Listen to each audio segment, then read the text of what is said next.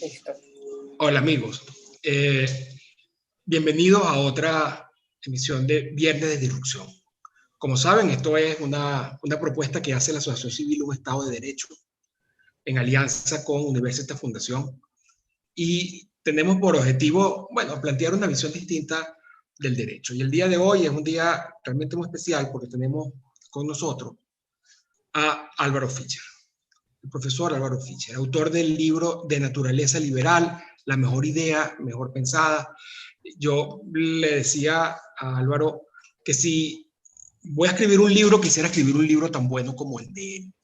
Vamos a ver si algún día algo de eso, hago algo de eso o parecido. En todo caso, hoy nos está acompañando, además de Álvaro Fischer, está Valentina Gómez, está Vanessa Marcano, Vanessa Navarro, está Luis Alfonso Herrera. Vamos a conversar durante un buen rato sobre de naturaleza liberal. Vanessa. Buenas tardes, bienvenidos a Álvaro Fischer. Tenemos la oportunidad de compartir un viernes de disrupción con el presidente del Consejo Nacional de Innovación para el Desarrollo de Chile, ingeniero matemático de la Universidad de Chile, que también se ha encargado toda su vida de combinar su ámbito empresarial con la actividad académica e intelectual. Es actual miembro de la New York Academy of Science de la Human Behavior and Evolution Society y además presidente de la Fundación de Ciencias y Evolución. Autor de varios libros y en esta oportunidad, como el título de nuestro Viernes de Disrupción se titula, tenemos de naturaleza liberal. Bienvenido, profesor. Es un gusto compartir con usted esta ponencia. Bueno, buenas tardes a todos los que se conectan. Creo que intercambiamos los roles. Me tocaba a mí primero y luego a Vane.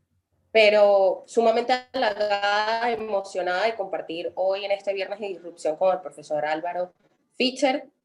Quisiera poner un poquito en contexto a quienes se conectan y al profesor de qué va este espacio, ¿no? Y esto es un espacio desarrollado por Universitas Fundación en alianza con un Estado de Derecho que reúne a abogados, a profesionales dedicados al mundo jurídico, justamente para promover el debate.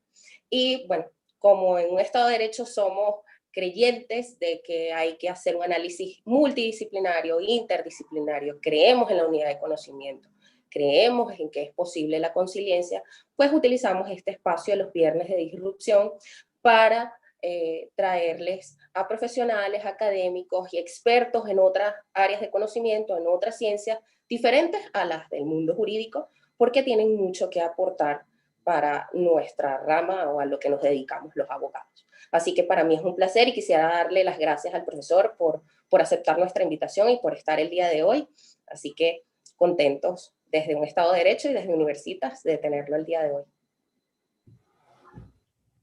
Bueno, muy buenas tardes. Muchas gracias a un Estado de Derecho y a Universitas por la invitación que me extendieron para conversar con ustedes hoy día. Muy emocionado de hacerlo con el pueblo venezolano, como yo les estaba diciendo antes que comenzara la grabación. Hay muchos venezolanos en Chile y tenemos una muy buena relación con ellos y mucha admiración por lo que están haciendo quienes tomaron la iniciativa de venir acá y por las dificultades que ustedes están viviendo allá.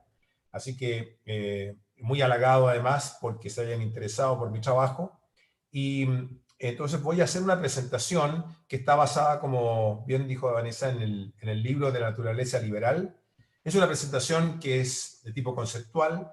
Hay bastantes ideas contenidas en ella y las voy a desarrollar de manera relativamente rápida porque los argumentos están en el libro para los que se interesen en seguirlos de mejor manera y de manera más hilada. Entonces, si ustedes me permiten, voy a compartir la pantalla para mostrarles la presentación que preparé al respecto.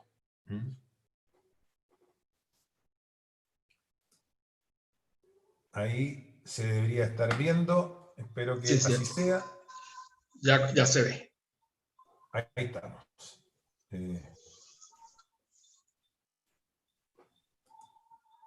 Pero algo más. ¿Se ve? Perfecto, listo. Se ve perfecto. Entonces la titulé Naturaleza Humana, Instituciones y Libertad. y está basada, como bien les dije, en este libro que escribí, que se fue publicado el año 2018, de Naturaleza Liberal. Y esta presentación la separé en 3 partes. El primer capítulo lo titulé La naturaleza humana, para entender un poco a qué nos referimos cuando usamos ese término.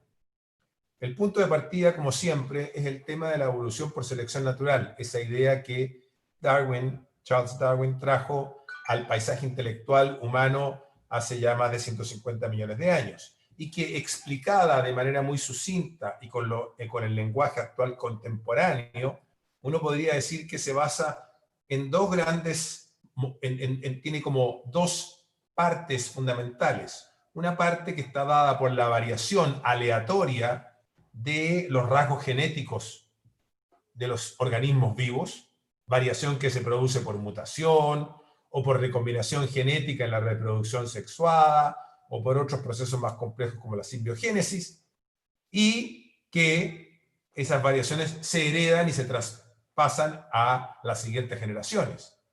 Esa es una parte. Y la segunda es la parte de la selección, que ya no es aleatoria, porque no es al azar, sino que solamente se selecciona aquello o aquellos organismos, aquellas mutaciones o recombinaciones que son capaces de adaptarse al nicho ecológico que les toca vivir, y por lo tanto son capaces de sobrevivir y reproducirse y hacerse más numerosas y prevalentes en las poblaciones futuras.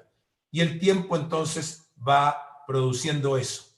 Este proceso de variación aleatoria, de selección no aleatoria, que se llama evolución por selección natural, es el que ha dado lugar a toda la biodiversidad biológica que se observa sobre el planeta, en particular a los seres humanos, que es donde vamos a concentrar la atención ahora en esta presentación. En general, uno puede decir que la biología es una disciplina que transmite información, y hay 2 modos en que se transmite esa información. Por una parte está el modo biológico o intergeneracional, o sea, de una generación a otra. Lo que se transmite es los genes, el código genético, el DNA. Por supuesto que en el caso de los humanos, que ocurre por reproducción sexuada, hay una recombinación de los genes de padre y madre para traspasar la progenie. Y lo que se transmite ahí es lo que llamamos la natura, aquella parte natural, lo que se ha ido acumulando y filtrando a través de los años, y esos rasgos que conforman la naturaleza o la parte más específica de nuestra especie, es lo que se transmite en ese modo de información, el modo biológico. Y el otro modo de transmisión de información es el que llamamos modo social o intrageneracional, o sea, al interior de las generaciones, que es la información que transmitimos por imitación, por aprendizaje, por enseñanza, y que aprendemos durante nuestras vidas, y que llamamos normalmente cultura. Las normas éticas, las normas morales, penales, la ciencia, la tecnología, las obras artísticas, las teorías científicas, ¿verdad?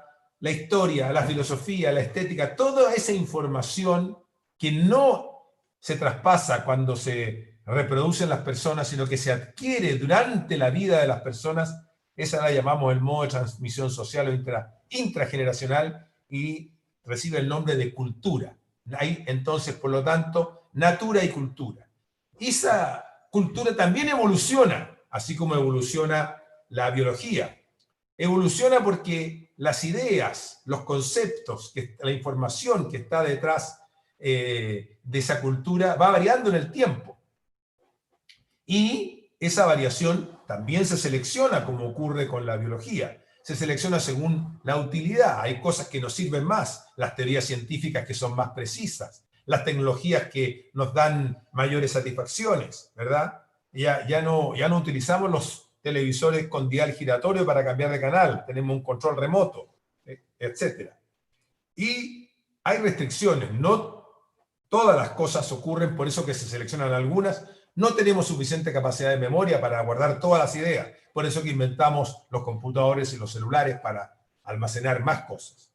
Entonces, nuestro paisaje en el mundo, podemos ver que hay una parte que es natura, dada por este proceso biológico, que se transmite a través de las generaciones y del proceso de reproducción, y la cultura, en que lo que se reproduce y varía son las ideas que vamos construyendo y que las vamos incorporando a nuestro acervo a través del tiempo.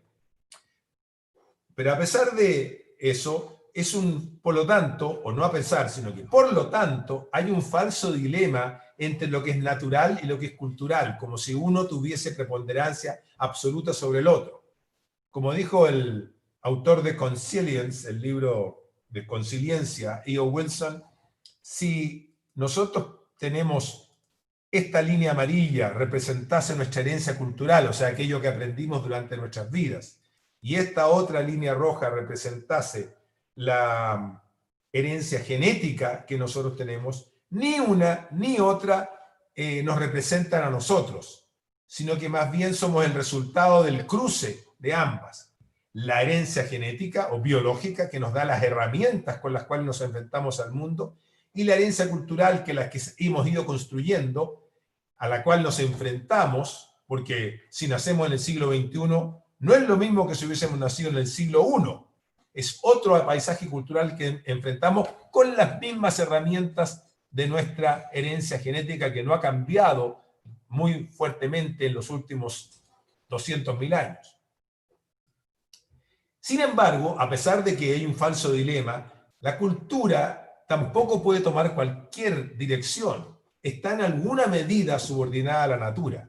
Cuando el sistema cultural, las normas en las que vivimos se ven transitoriamente rotas o aparentemente rotas, como por ejemplo si hay un terremoto o si hay una catástrofe como el huracán, como lo que pasó en Katrina en Nueva Orleans, o el terremoto de Concepción en 2010 en Chile, o después de una guerra en que a las personas les parece que se desplomó el aparato institucional, policial, legal, entonces la gente pierde el control y se producen estos saqueos, ¿eh? Y uno dice, bueno, a lo mejor son muy pocas personas las que hacen esto, pero si esta situación se mantuviese por más tiempo, y no solamente por 2 o 3 días, sino que por semanas, y no hubiese que comer, seguramente todos nos pasaría lo mismo. O sea, nuestra naturaleza, que nos obliga a mantenernos, a alimentarnos para mantenernos vivos, en algún minuto va a sobrepasar el aparataje cultural que hemos construido. Por eso que digo, la cultura en cierto sentido está subordinada a la natura.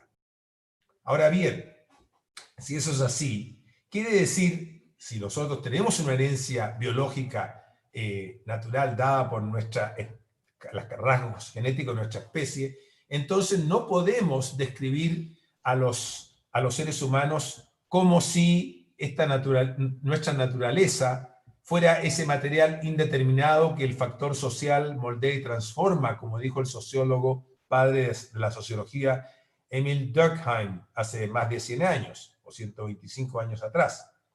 Porque, como diciendo, nosotros nacemos sin ninguna marca sobre nuestra capacidad para recibir información, y por lo tanto todo se moldea durante nuestra existencia, que es el modelo que uno llamaría de determinismo cultural. Esta idea, que se ha dado a llamar el modelo estándar de las ciencias sociales, es incompleto, no cubre realmente ni explica adecuadamente lo que los científicos han logrado desentrañar de cómo somos las personas. Y una parte muy importante, porque no se hace cargo de aquellos elementos que vienen de fábrica de alguna manera instalados, cableados en el sistema, en el procesador de información que tenemos en nuestro cerebro, que llamamos mente, ¿verdad? Por ejemplo, para nosotros resulta muy fácil ver esta foto, que es en blanco y negro, en 2 dimensiones, muy pixelada, y nos demoramos 200 milisegundos, o sea, 2 décimas de segundo, para darnos cuenta que hay una cara de pena en ese rostro.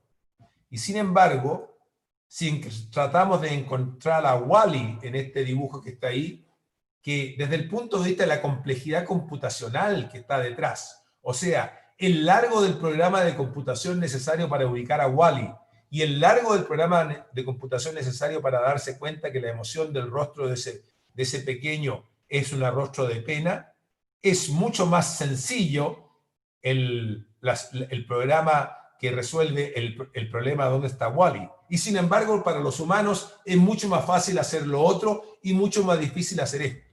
Eso significa que venimos con algún cableado original, con capacidades innatas incorporadas en nuestro sistema nervioso central, seleccionadas por este proceso de evolución por selección natural, que nos permiten reconocer ciertas cosas porque fueron muy importantes durante ese pasado y que nos permitieron sobrevivir y reproducirnos, y por eso quedaron retenidas y filtradas en nuestro genoma o encriptadas en él.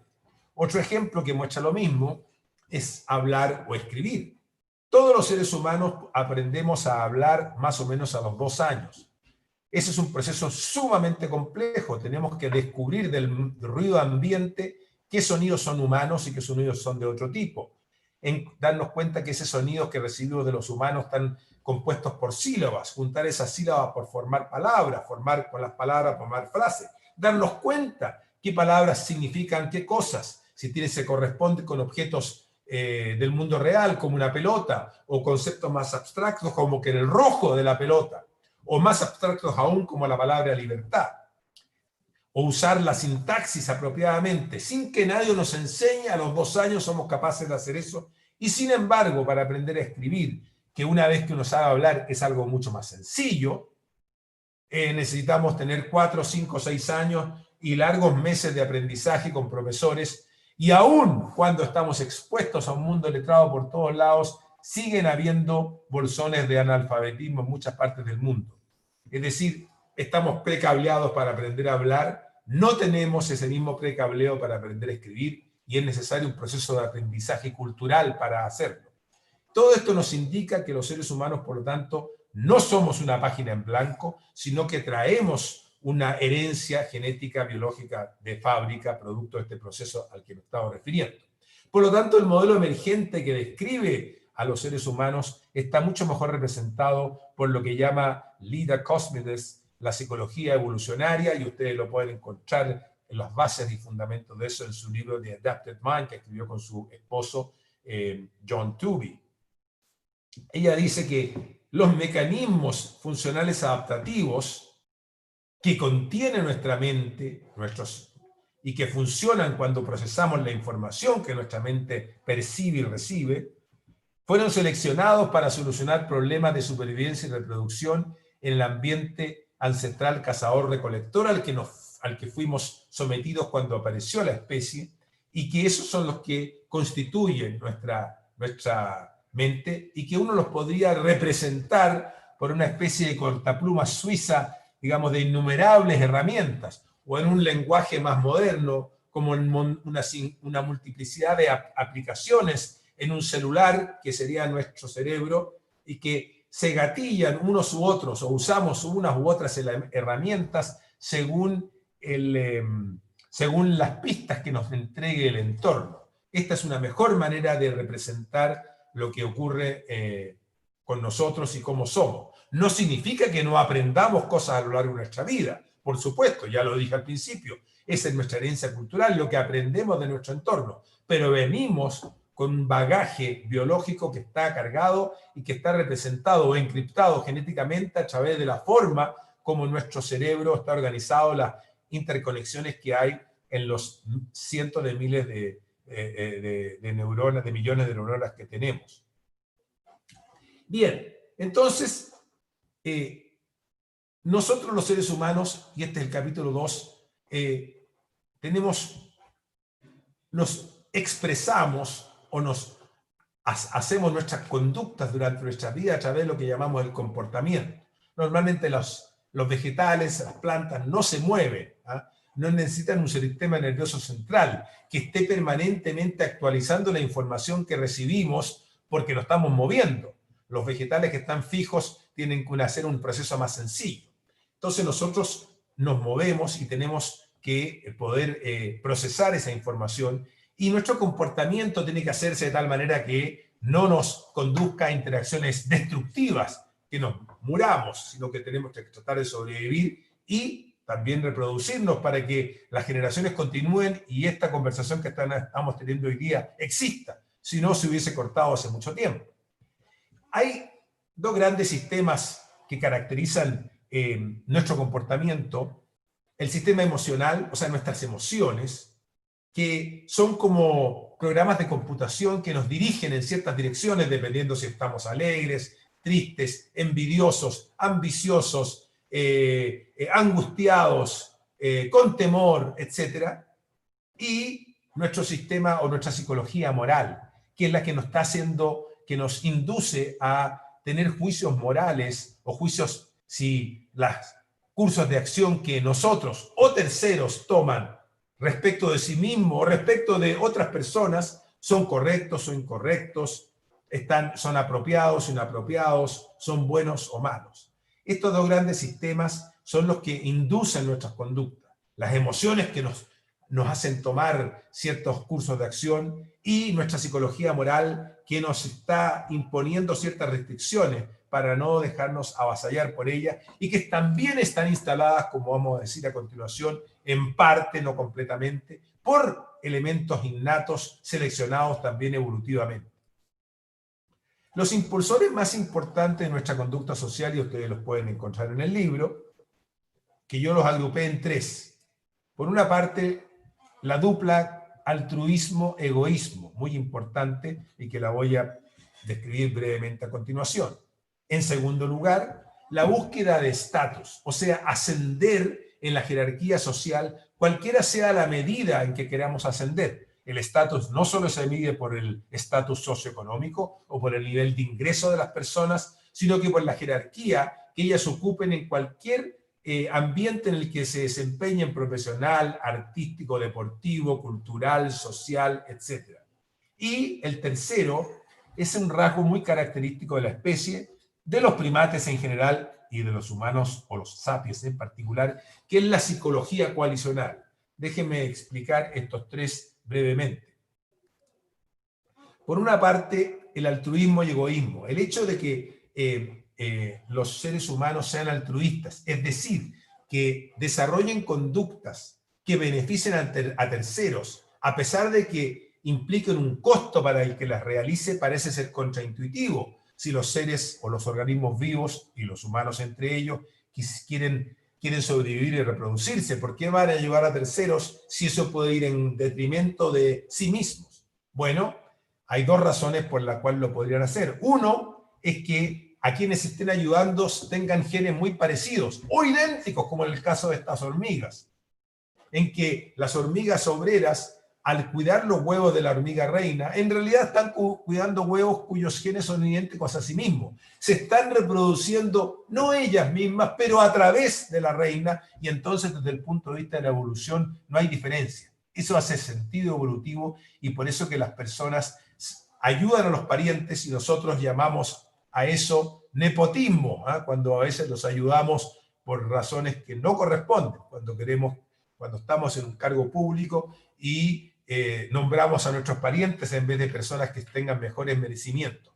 Y eso viene de que entendemos que de manera natural los seres vivos y los humanos en particular tenemos esa disposición. Y esa proviene de esta razón, y esta es la razón evolutiva que lo sustenta. Pero también puede tener sentido, y lo tiene desde el punto de vista evolutivo, ayudar a terceros si como resultado de esa ayuda recibimos ayuda de esos mismos o de otros a continuación, de tal manera que se produce una especie de red de favores mutuos y todos nos ayudamos mutuamente en alguna ocasión u otra, y como resultado de ello estamos en mejores condiciones que si cada uno de nosotros se hubiese mantenido por su cuenta como un átomo individual. Por ejemplo, los monos, ¿no es cierto?, que se acicalan unos a otros, se sacan estos piojos, cosa que el individuo no puede hacer consigo mismo, pero después puede reciprocarle a los otros y sacárselo. Y de esa manera están todos mejor sin estos parásitos que los molesten. O estas ayudas mutuas que nos damos los seres humanos, que el vecino me pide un día la escalera para resolver un problema en su techo, y al otro día él me presta a mí, ¿verdad?, una comida que yo no alcancé a comprar en el supermercado. Todos esos actos de altruismo recíproco conducen a la reciprocidad y por lo tanto al altruismo entre los seres humanos. De tal manera que el altruismo y el egoísmo, porque simultáneamente con eso nosotros también queremos preservarnos, coexisten. Y esto lo tenía muy claro Adam Smith, que dijo, como ustedes bien deben saber, en La riqueza de las naciones, el año 1776, en el famoso libro que, como quien dice, la fundación de la ciencia económica, dijo famosamente que no es de la benevolencia del panadero, del cervecero o del carnicero de donde obtendremos nuestra cena. O sea, no es de su actitud altruista para con nosotros de donde vamos a comer, sino que la preocupación que ellos tienen por sus propios intereses. Al competir por tener la mejor carne, la mejor cerveza o el mejor pan a los mejores precios para más personas, compitiendo con otros por hacer lo mismo, es que nosotros, los que vamos a consumir el pan, la cerveza o la carne, nos vemos beneficiados. Y esa, que es lo que se dio a llamar la mano invisible del mercado, es lo que está detrás de su justificación moral y la razón por la cual sigue siendo tan importante a pesar de los ataques o embates que reciba. Pero junto con eso, Adam Smith, reconociendo este altruismo de los humanos, había dicho 17 años antes en su libro fundamental, La teoría de los sentimientos morales, en 1759, había dicho que por muy egoístas que supongamos a los seres humanos, hay algo en su naturaleza, o sea, en aquella parte que recibimos por nuestra biología o genéticamente, como lo diríamos en el lenguaje actual, hay algo en la naturaleza nuestra que nos insta a preocuparnos por la felicidad de los demás, sin obtener de ello más que el placer de observarla. Bueno, quizás en eso se equivocó Smith, porque a nosotros efectivamente nos da una cierta satisfacción ayudar a los otros, pero la razón evolutiva, la causa última de por qué está instalado ese dispositivo en nuestra mente es porque la reciprocidad ayuda a todos a que estemos en mejores condiciones que si ninguno se ayudara al otro. El segundo impulsor fundamental de nuestra conducta social es la búsqueda de estatus. La búsqueda de estatus, todos queremos ascender. Los científicos quieren ganarse el premio Nobel o algún premio. No tiene por qué ser el Nobel, porque si todos quisieran el Nobel habría muchos frustrados. Hay muy pocos premios Nobel, pero todos queremos, los que son científicos que quieren mejorar, ser mejor apreciados dentro de su entorno. Los artistas, lo mismo, ¿verdad? Los hombres de negocios, ser apreciados porque les va mejor, porque su empresa es más grande. En fin, algunos lo miden por el dinero que han acumulado, otros lo miden por lo reconocida que es su compañía. Y todos los deportistas quieren, ¿verdad?, hacerlo lo mejor que pueden. Los trabajadores quieren subir en la escala de remuneraciones o subir en sus cargos en las empresas en que trabajan. Nadie está tratando de disminuir, salvo casos muy raros, disminuir su estatus. Eso se da prácticamente, es una rareza. Pero lo que ocurre es que el estatus significa que hay competencia. Y eso significa además que se genera desigualdad. O sea, es una cosa bastante natural que los seres humanos compitamos y hay razones evolutivas para las cuales no tengo tiempo de entrar ahora, pero lo pueden ver en el libro, por las cuales estamos buscando ese ascender el estatus. Es una característica muy de los primates y en particular de los seres humanos. Y esa competencia entonces que genera desigualdad es una cosa que no la abandonamos solo porque la queremos decir así o queremos voluntaristamente querer evitarla. Y el tercer impulsor de nuestras conductas sociales es lo que he llamado la psicología coalicional. Es decir, esta disposición que tenemos las personas para juntarnos en grupos y sentirnos muy cercanos, leales con aquellos que forman parte del grupo al que pertenecemos. Ex compañeros de colegio, hinchas de un equipo de fútbol, miembros de un partido político, trabajadores de una empresa. Nos formamos en coaliciones, grupos que están religiosos que forman parte o divisiones dentro de la religión. Pero junto con juntarnos y formar parte de una coalición, entramos en oposición con otros grupos que sentimos que son contrarios, lo que nos genera una especie de mentalidad de suma cero. Vean ustedes que al interior de la religión musulmana, los sunitas versus los chiitas, que están en guerras permanentes y en tensiones permanentes, en los equipos de fútbol, en tensiones menos agresivas, aunque a veces sí lo son. La política está plagada por coaliciones, ¿verdad?, que van de un lado para otro y que están, se fundamentan en este dispositivo. Hay un experimento famoso que jóvenes que fueron a un campamento de verano los sortearon en dos grupos, azul y rojo, muchos de ellos ni se conocían, y rápidamente los de un grupo empezaron a boicotear las instrucciones que los monitores le habían dado al otro y viceversa, mostrando que el pegamento y mostrando la fuerza de la psicología coleccional, porque bastaba como pegamento haberles dado el cartón de ser de un color o de otro para que se produzca esta coalición y esta disposición para atacar o desbaratar los planes del otro. La psicología del colisionismo, muy potente, está detrás de la política. Ahí está el caso de Hitler famoso, que inflamaba emocionalmente a sus huestes, las aglutinaba en torno a la psicología condicional como si fuera un juego de suma cero y por lo tanto los otros son los enemigos o adversarios. Por eso que los choferes Uber, ¿no es cierto?, se enfrentan a los taxis tradicionales, ¿verdad? O los que son pro-choice se enfrentan a los que son pro-life en el debate sobre el aborto y así sucesivamente. Esta característica nuestra hace tan difícil que la globalización, como lo hemos averiguado ahora último, se entronice por todas partes. El tribalismo coexiste y ahora estamos pasando por una etapa en que se retrotrae la globalización a pesar de las ventajas indudables que trae, porque tendemos a agruparnos en estos grupos. El tribalismo no lo hemos podido hacer desaparecer. Y el otro aspecto que está detrás de nuestras conductas es lo que llamamos la psicología moral, que tiene elementos innatos, no alcanzo a entrar en ellos, pero hay experimentos fantásticos que así lo demuestran. Están los sentimientos morales, o sea, aquellos que nos indignan o nos producen compasión por las personas o de otro tipo. Y está lo que también se llama cálculo moral, que es la capacidad que tenemos para emitir juicios como resultado de la consecuencia que los actos que hacemos nosotros o que terceros efectúan tienen sobre la vida de los demás o la vida nuestra. Hay módulos innatos, hay sentimientos que nos instan a tener juicios morales y hay un cálculo de las consecuencias o de los resultados de las acciones que tengamos. Y esa psicología moral también induce nuestras conductas. Ahí están los seres humanos entonces, y esos son los elementos cruciales que están detrás de nuestro comportamiento. Y luego está el capítulo 3, el capítulo sobre libertad. Bueno, la libertad es una palabra que evoca, ¿no es cierto?, tantos símbolos. Ahí está la estatua de la libertad que para tantos inmigrantes que llegaban a Estados Unidos, ¿verdad?, en barco y veían en el puerto esa flama que estaba en el brazo estirado de esa estatua, ¿cierto?, femenina, generaba la sensación de que por fin iban a vivir en un país libre.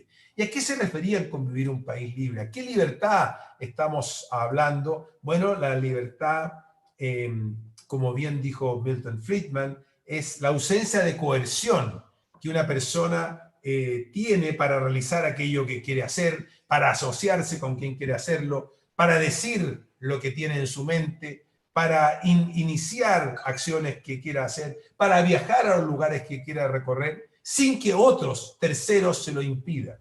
A esa libertad nos referimos. No nos referimos a la libertad de hacer cosas que están fuera de nuestro alcance.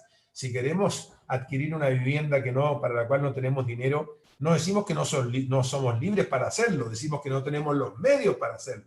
Pero si de tenerlos podríamos efectuarlo a menos que un tercero nos lo impida. Y así respecto de las cosas. La libertad entonces tiene que ver con nuestra capacidad para desplegar en pensamiento, en acción, en imaginación, en asociación nuestros deseos y nuestros anhelos para lograr mejores condiciones de vida o mejores situaciones para nosotros y para los demás. A esa libertad nos referimos. Y un rasgo característico de la especie y que está relacionado con la libertad de la manera que espero exponerle a continuación es el de creación de valor. A pesar de que en este gráfico, como ustedes ven, pareciera que la creación de valor hubiera aparecido hace unos 250 años atrás, porque antes pareciera que el valor está más o menos estable, lo único que indica este gráfico es la aceleración que ha tenido impresionante en los últimos 200 o 300 años, porque antes sí había creación de valor, pero a un ritmo mucho, mucho más lento. Y esta creación de valor, es decir, la creación de bienes, de servicios, de organizaciones sociales, de conocimiento, que consideramos valiosos, o sea, que queremos tenerlos, que queremos intercambiarlos, que queremos apropiarnos de ellos, que nos dan útil, que nos parecen útiles, y por eso los consideramos valiosos. A eso nos referimos con la creación de valor. Y esa creación de valor está detrás de esta especie de ansia de progreso permanente en un sentido general, ¿verdad? Progreso material, progreso filosófico, progreso cultural, progreso deportivo, progreso científico, progreso artístico, progreso tecnológico, progreso institucional, progreso legal en las normas, progreso ético. O sea, un progreso general en que buscamos formas para que nuestra vida individual y colectiva resulte mejor para todos. Y entonces eso se basa en la capacidad que tengamos para crear valor. Y ese progreso lo hemos manifestado desde siempre. Fíjense ustedes que desde que aparecimos como especie, cuando éramos cazadores-recolectores y obligados por la segunda ley de la termodinámica, es decir, por la necesidad de conseguir energía, que en el caso de los humanos es a través de los alimentos, para poder mantener la estructura de nuestro cuerpo funcionando, porque si no nos morimos y empezamos a disolvernos en polvo y transformarnos y prácticamente no diferenciarnos con el resto del suelo. Para mantenernos vivos, digo, necesitamos alimentarnos, y desde el modelo cazador-recolector, ya sea que conseguíamos alimento por medio de acciones individuales, recolectando tubérculos o frutos silvestres, o ya sea que lo hiciéramos colaborando por medio de acciones colectivas para cazar mamíferos mayores, como en el caso del mamut, en cualquiera de esos casos lo que estábamos haciendo era buscando formas de vivir mejor. Conseguir más alimento nos permitía sobrevivir en tiempos difíciles y también permitir que nuestra progenie siguiera viva cuando era muy pequeña y ir haciendo crecer los grupos humanos, ¿verdad? Pero para poder hacer eso cada vez de mejor manera, fuimos incorporando y usando conocimiento, empaquetado en la forma de tecnologías. Por ejemplo, ahí tienen ustedes esas hachas de mano, que se conseguían pescando dos rocas o dos piedras y golpeándolas unas a otras de manera muy precisa, con cierto tipo de piedras especiales que las personas habían aprendido a utilizar para que se produjeran estos filones con los cuales cortar, ¿verdad?, y despostar la carne de un animal cazado, o romper el hueso para extraer la médula, o sacar o cortar las tripas para hacer cuerdas para todo tipo de cosas, o ya tecnologías un poco más avanzadas como la de arco y flecha, ¿verdad? Entonces, desde siempre hemos estado buscando maneras, ingeniándonosla para poder mejorar las condiciones de vida, tener más alimento, poder construir un albergo, poder tener más gente que albergar o que pueda sobrevivir, etc. Hasta llegar a los tiempos actuales, en que hablamos de la sociedad del conocimiento, en que casi todo lo que está a nuestro alrededor es conocimiento empaquetado.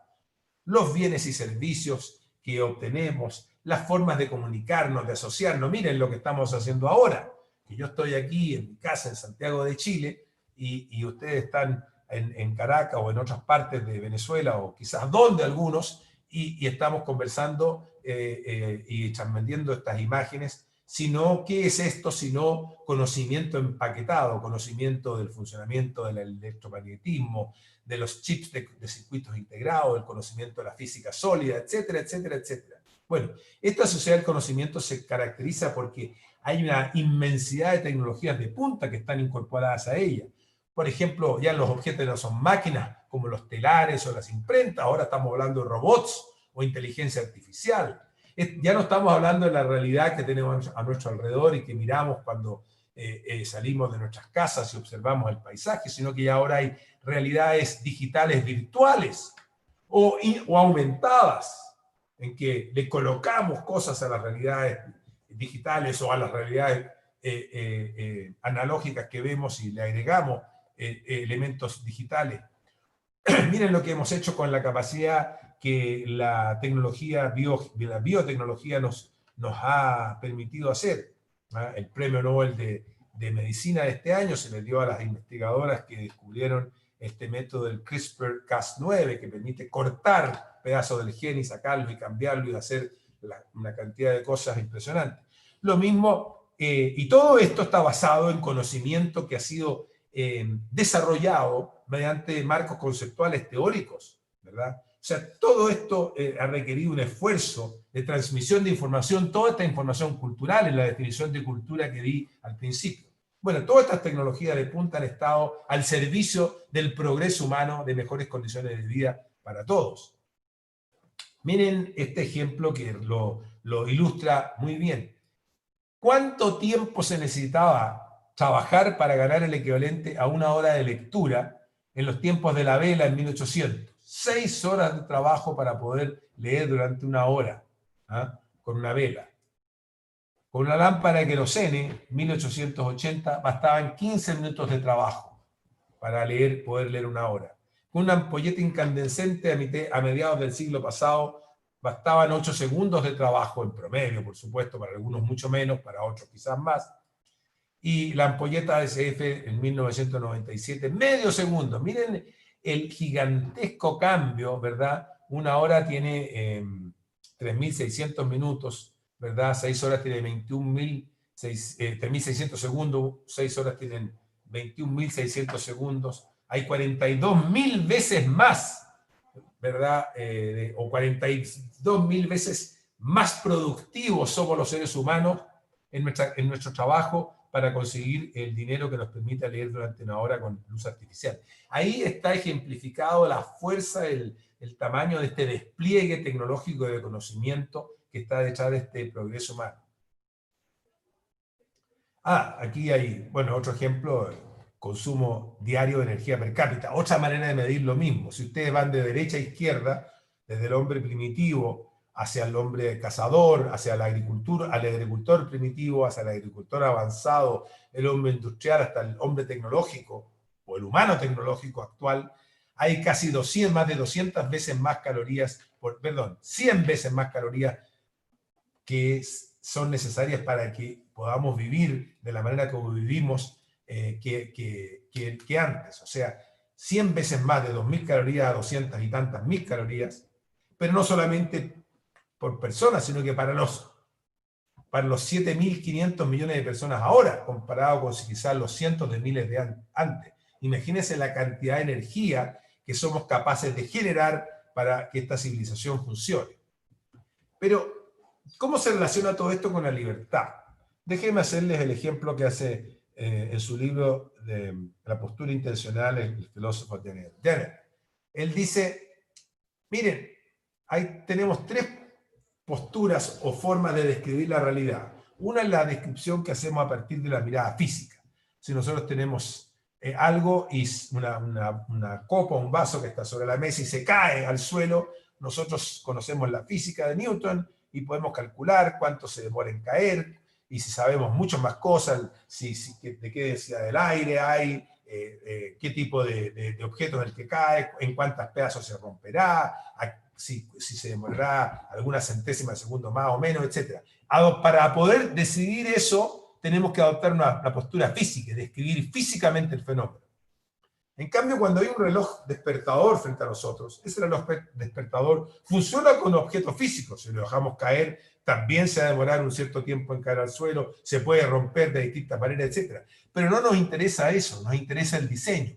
Este está diseñado de tal manera que si yo pongo la manecilla del despertador a cierta hora, las campanillas van a funcionar cuando dé esa hora. O sea, vamos a entender este objeto por el diseño, cómo fue construido, qué tipo de configuración tienen las partículas de él que nos permiten entender para qué sirve y cómo está armado. En cambio, entre los humanos, lo que va es la postura intencional. Si yo digo, si Antonio me invitó para esta reunión hoy día a las 6 de la tarde, hora chilena, para conversar con ustedes, él no sabe exactamente qué voy a hacer yo desde que me invitó hasta la hora en que yo llegué. Hay muchísimas maneras en que yo puedo realizar lo mismo. Él solo puede anticipar lo que va a ocurrir, así como se anticipa a qué hora va a funcionar el reloj despertador, o cómo se va a quebrar y cuántos segundos después se va a quebrar el vaso que cae de la mesa. Él puede anticipar que voy a llegar, pero no sabe de qué manera lo voy a hacer. Entonces hay una infinidad de posturas, de maneras de hacer las cosas para una misma intención. Y si nos dan libertad para escoger en medio de ensayo y error las mejores maneras de hacerlo, las vamos a averiguar de mucho mejor forma que si alguien nos dice cuál es la manera de hacerlo o nos restringe las formas de hacerlo, ya sea para fabricar cosas, para pensar cosas, para idear nuevas normas, para lo que se nos ocurra, para generar nueva ciencia o nueva tecnología. La libertad, o sea, que nadie nos impida ni pensar, ni actuar, ni asociarnos, ni construir, ni hacer las cosas que queremos hacer, vamos a expandir el universo de situaciones posibles y vamos, por lo tanto, a tener la posibilidad de progresar de mejores maneras. Pero los factores críticos para que ello ocurra son dos, a mi juicio. Por un lado, las instituciones, es decir, las reglas del juego que nos demos para interactuar como personas, y por otro lado, que la acumulación de conocimientos sea difundida en el capital humano en las sociedades, para que efectivamente esté a disposición nuestra y la podamos utilizar apropiadamente. El escritor, el historiador israelí, ¿no es cierto?, Yuval Noah Harari, en su libro Sapiens, dice, a propósito de la libertad, la biología habilita, ¿ah? Y ahí está Greg Louganis haciendo un salto ornamental espectacular, porque él tenía una biología que le permite hacerlo. Es la cultura la que prohíbe, o sea, aquello que los humanos imponemos como normas, aquello que nos restringe. Y eso tenemos que tenerlo claro. Frente al cambio, por lo tanto, podemos tomar dos opciones. O ser conservadores, o sea, tener miedo ante lo que pueda cambiar, o ser liberales y ver en el cambio una oportunidad de progreso. Y por lo tanto, lo que queremos es tener esa libertad para poder escoger entre las opciones y hacer ensayo y error para encontrar cuáles son mejores para que esas las adoptemos. Como hay tres tipos de realidad, según el mismo Harari en su libro, ¿verdad? Una es la realidad objetiva. Ahí está el Cerro San Cristóbal, los que conocen Santiago podrán reconocerlo, los que no, este es un cerro que está en la ciudad de Santiago. Eso es objetivo, lo vemos, todos estamos de acuerdo que eso es un cerro que está en Santiago. Esta es la realidad subjetiva. Si yo digo que me duele la espalda, o a uno de ustedes le duele la espalda, esa es una realidad a la que no tenemos acceso los otros. Solo tiene acceso el dueño de ese sistema nervioso central que está sintiendo ese dolor. Y hay un tercer tipo de realidad, dice Harari, que es la realidad intersubjetiva, o sea, aquella realidad que solo existe cuando está en la mente de todos, y si no está en la mente de todos, deja de existir. Ese billete de $100 vale los $100 y podemos hacer lo que hacemos con los $100, si es que todos creemos que vale $100, porque si no, escasamente puede valer el valor del papel en el que está impreso. Eso se llama realidad intersubjetiva. Y las instituciones que nosotros construimos son realidades intersubjetivas. Si todos creemos en ella y la respetamos, entonces, porque está en la mente de todos y nos damos cuenta que esas son las mejores para obtener el progreso que queremos, entonces esas instituciones van a valer. Y por eso que yo concluyo diciendo que la sociedad liberal se basa en las instituciones que mejor aprovechan los rasgos de la naturaleza humana para el progreso y bienestar de las personas. Y con eso concluyo y quedo a disposición de ustedes. Si quieren que tengamos una conversación, dejo de compartir. Qué gusto escucharte, Álvaro. Espectacular, en verdad, que tenemos muchas cosas que preguntarte, que comentarte. De hecho, voy a dejar que sea Valentina la primera ella estaba preparando unas preguntas que quería hacerte, así que, Valentina, tienes al profesor Fischer. Bueno, muchísimas gracias, profesor Álvaro Fischer, por su presentación impecable. Ahora, mi pregunta la extraje de su libro La mejor idea jamás pensada y también de su explicación o ponencia el día de hoy. En el capítulo de unidad de conocimiento, usted explica la importancia que hay de la utilización de conceptos generales y conceptos específicos.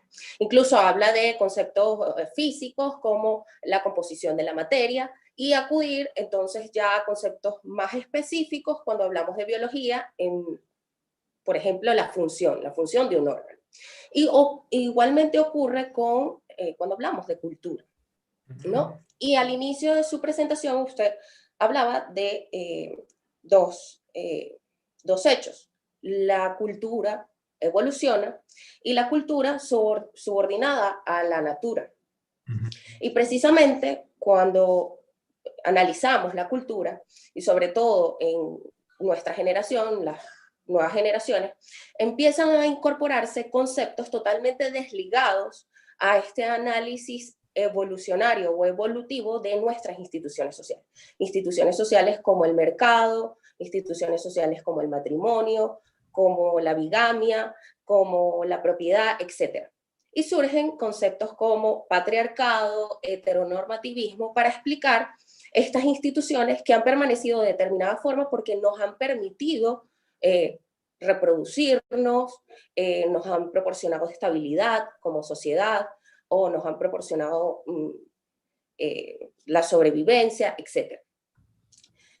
Y en este sentido, yo creo que el derecho, no quiero entrar en el mundo de la especulación, pero mi pregunta va asociada hacia lo jurídico. Si usted cree que estos códigos de conducta que han permanecido durante el tiempo deben ser positivizados por el derecho, y de ser así, ¿cuál sería el límite para este derecho positivizado? Porque pareciera que estamos entrando en el mundo donde prevalece la libertad y donde la gente los ciudadanos quisieran organizar y estipular la conducta que van a llevar en su vida privada o en sus negocios o en su familia.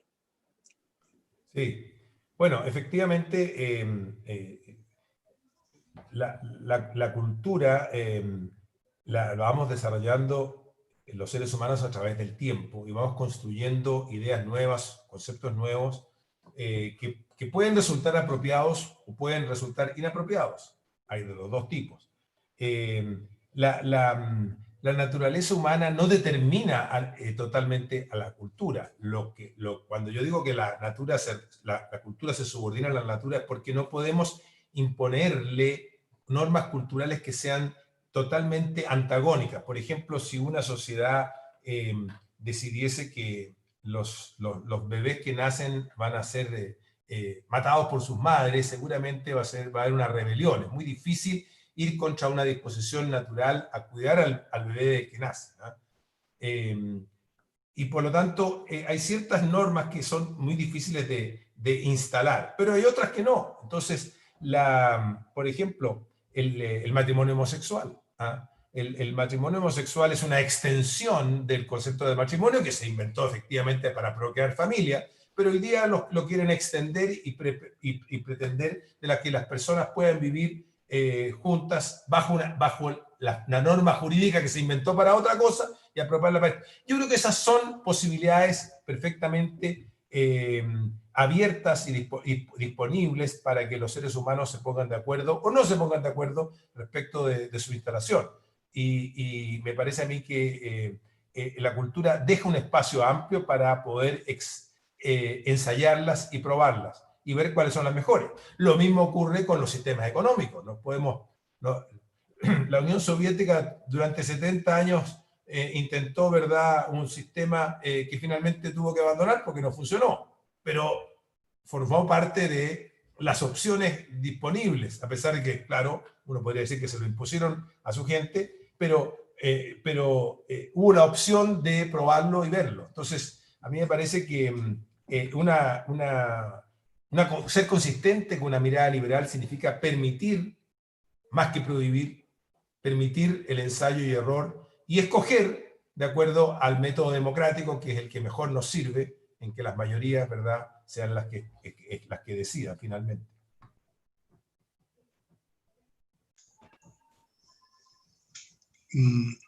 Álvaro, te pregunto algo ahí. Pero es que a veces damos por sentado que ciertas instituciones, y vamos a hablar de instituciones jurídicas como tales, son beneficiosas para para la colectividad, para la gente, porque permitiría, bueno, justamente su desarrollo, mayor prosperidad, paz, estabilidad. Pero bueno, hay que pasar un tiempo hasta que uno se dé cuenta de que no es exactamente así.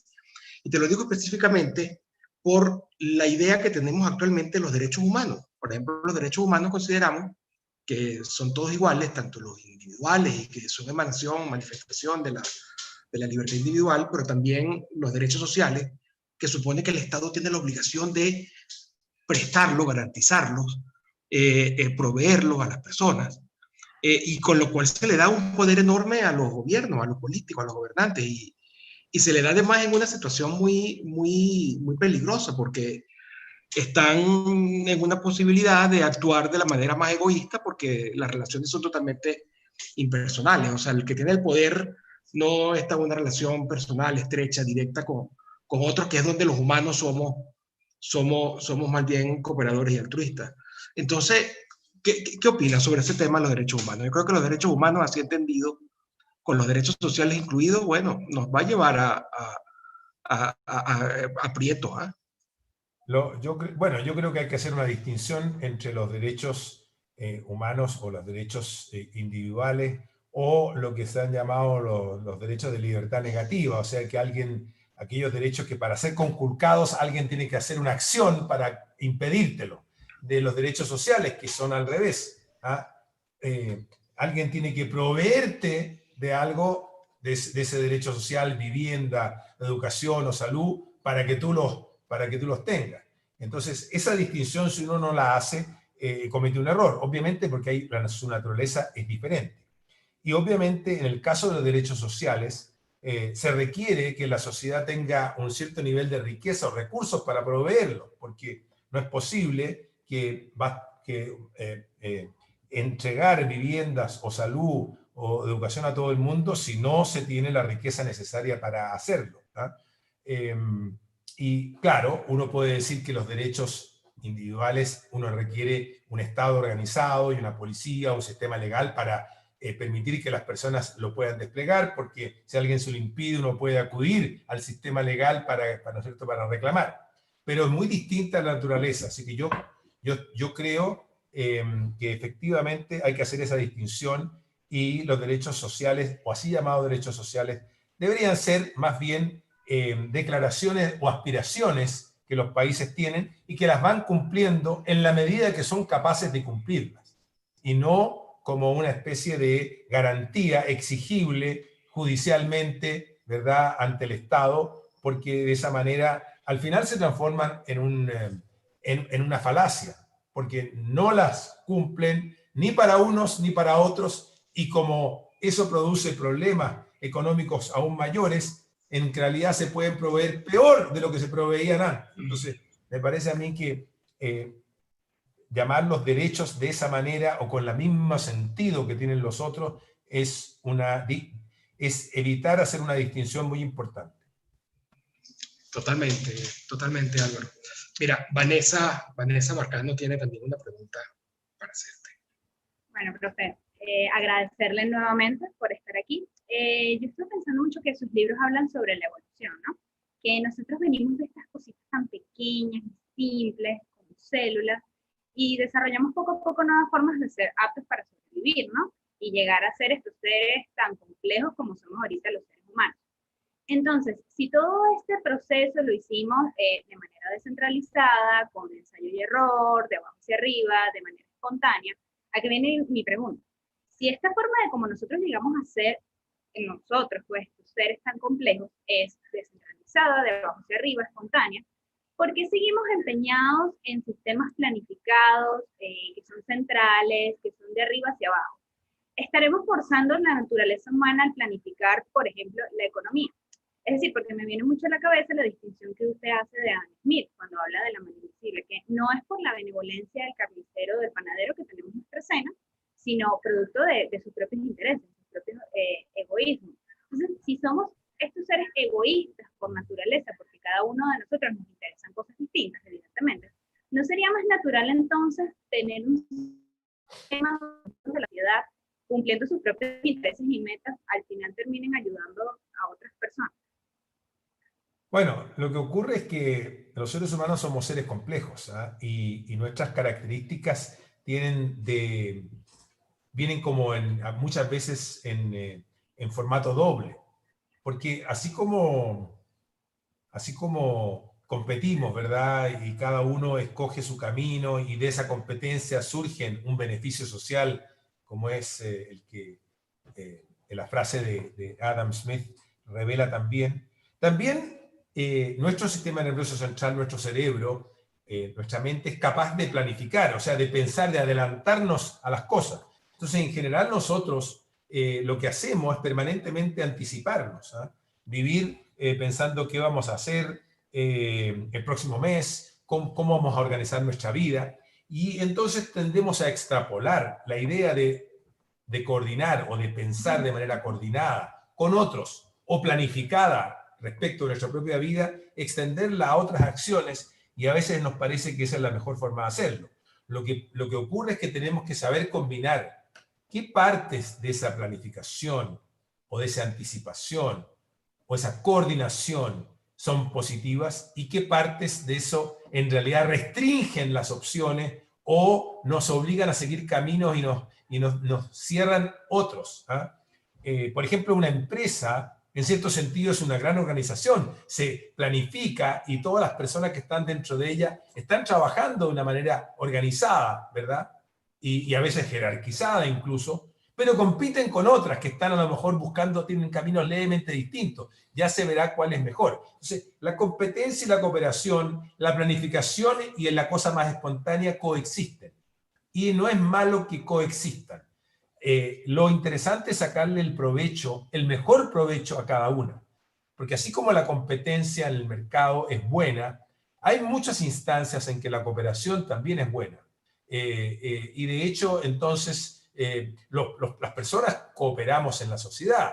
Cada uno hacemos nuestro trabajo porque esperamos que otro está haciendo el trabajo que nosotros no estamos haciendo. Yo no estoy pensando cuando me levanto en la mañana en dónde voy a conseguir el alimento, porque estoy esperando que los recursos que voy a juntar en ese mes haciendo las cosas específicas que yo hago me van a permitir comprar los alimentos en el supermercado. Entonces, yo creo que hay que pensar de esa manera doble. Lo que pasa es que cuando exacerbamos una y abandonamos la otra, entonces cometemos los errores que nos cuestan muy caro. Álvaro, gracias. Vanessa Navarro te va a decir qué estamos haciendo nosotros aquí en un Estado de Derecho para ver qué opina sobre eso.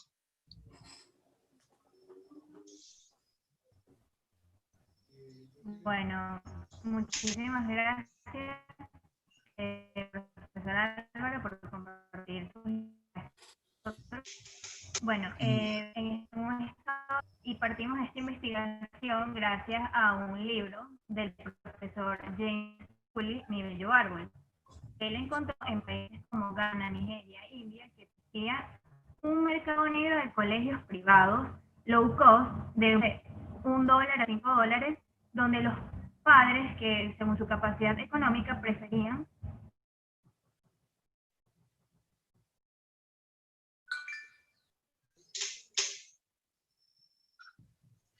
Ya va, vale, creo que tienes problemas de conexión. Perdón.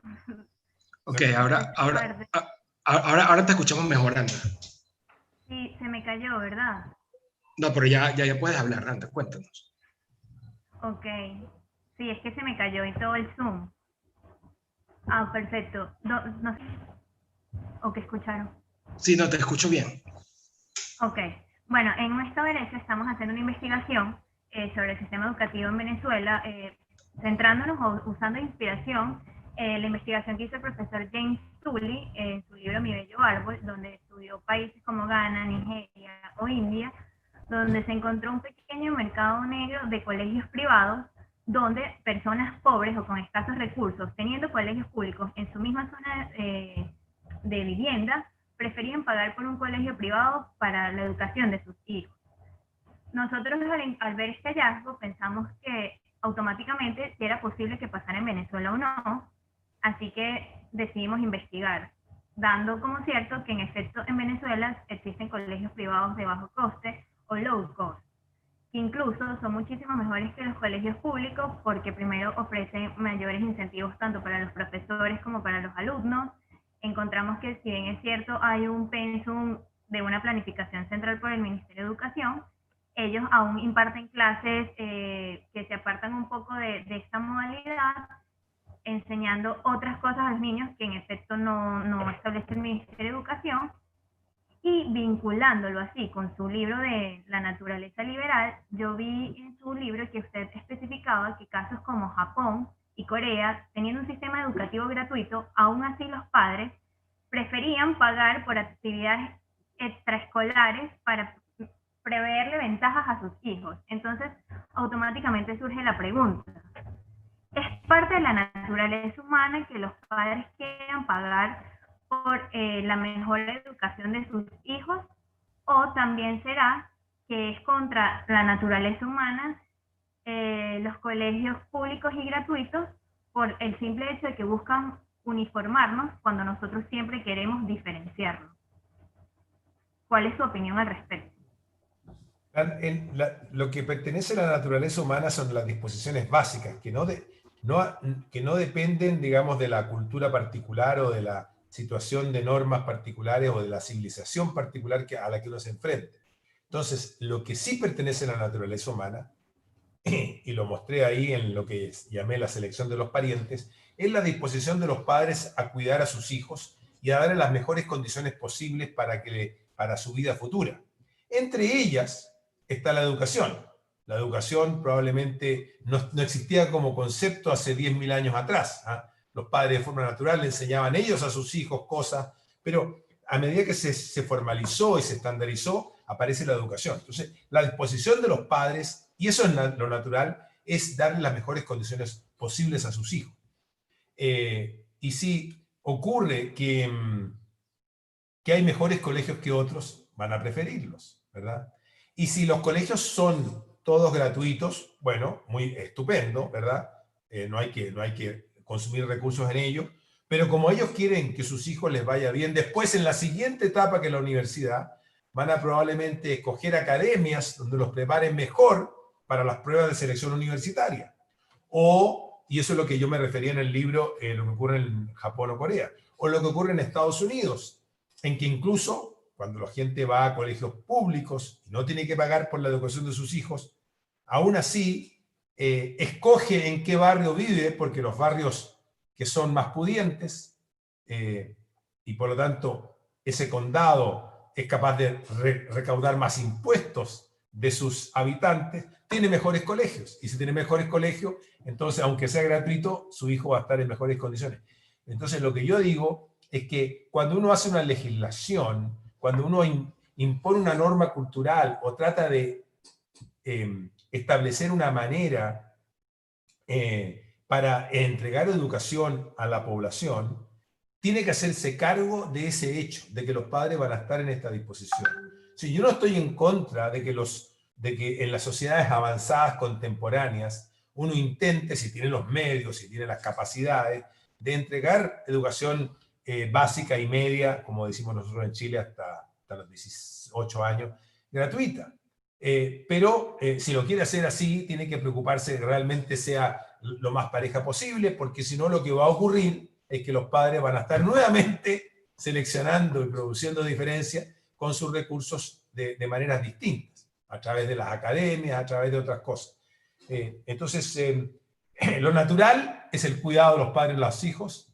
Lo no natural, o sea, lo natural es eso, y las personas, por lo tanto, hacen el mejor uso que puedan de esa disposición natural según el medio en el que se enfrentan en ese momento. Muchísimas gracias. Mira, Álvaro, ya no te vamos a quitar más tiempo, estamos muy agradecidos que nos hayas acompañado, pero te quiero preguntar dos cosas. Uno, ¿qué libro te estás leyendo ahorita? Álvaro Fischer, ¿qué te está leyendo? ¿Qué tienes en la mesita de noche?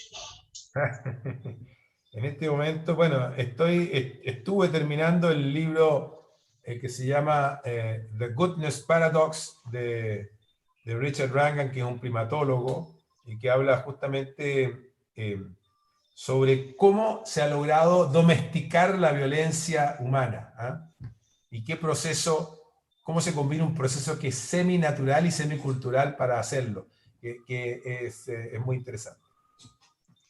¿Y qué libro nos recomendarías acá a nosotros, en especial a los jóvenes de un Estado de Derecho, abogados, ya te he dicho? ¿Qué nos recomendarías? ¿Qué libro nos recomendarías? Además, obviamente, de los tuyos, que ya se los han leído todos, ¿eh? Yo se los mando a mis alumnos desde el comienzo. Sí, a mí me parece muy interesante los libros en la temática de la que hemos estado hablando, los libros de Steven Pinker, el psicólogo cognitivo norteamericano, en realidad canadiense. Tiene este libro, Cómo funciona la mente, How the Mind Works. Tiene el libro, ¿verdad?, sobre el blank slate, o sea, ¿cómo se llama?, la tabula rasa. Tiene este libro sobre The Better Angels of Our Nature, contra la violencia. El libro sobre la ilustración ahora. Yo los libros de Steven Pinker los recomiendo porque es un autor que, primero, muy erudito, escribe de una manera muy organizada y son realmente piezas muy importantes para tener en cuenta ahora en el siglo XXI. Tienes razón. Muy bien. La verdad es que también los hemos estado leyendo. Mira, Álvaro, gracias por acompañarnos, gracias por dedicarnos tanto tiempo acá a hablarnos, a darnos esta charla. Obviamente que recomiendo altísimamente que lean tu libro, y La Mejor Idea Jamás Pensada también es un libro espectacular, te felicito. Que además una maravilla conseguirlo, un libro así en español. Así que gracias, Álvaro. Estamos muy contentos de haberte tenido acá. Y bueno, espero que pronto tengamos ocasión de seguir conversando. Bueno, muchas gracias a ustedes. Los felicito por la iniciativa de UED y les deseo la mejor suerte en el empeño que están teniendo por difundir estas ideas y por cambiar la Venezuela actual hacia una Venezuela más próspera y más libre. Muchísimas gracias, profesor. Espero tener la oportunidad algún día de estar con ustedes allá en Caracas. Así seguro. Será bien recibido. Muchas gracias. Adiós. Bien. Muchas gracias por estar aquí. Nos vemos el próximo viernes por aquí. Recuerden seguirnos en nuestras redes sociales, @ud.libertad en Instagram. Tenemos contenido muy chévere. Vale. Luego. Hasta luego. Gracias, Álvaro.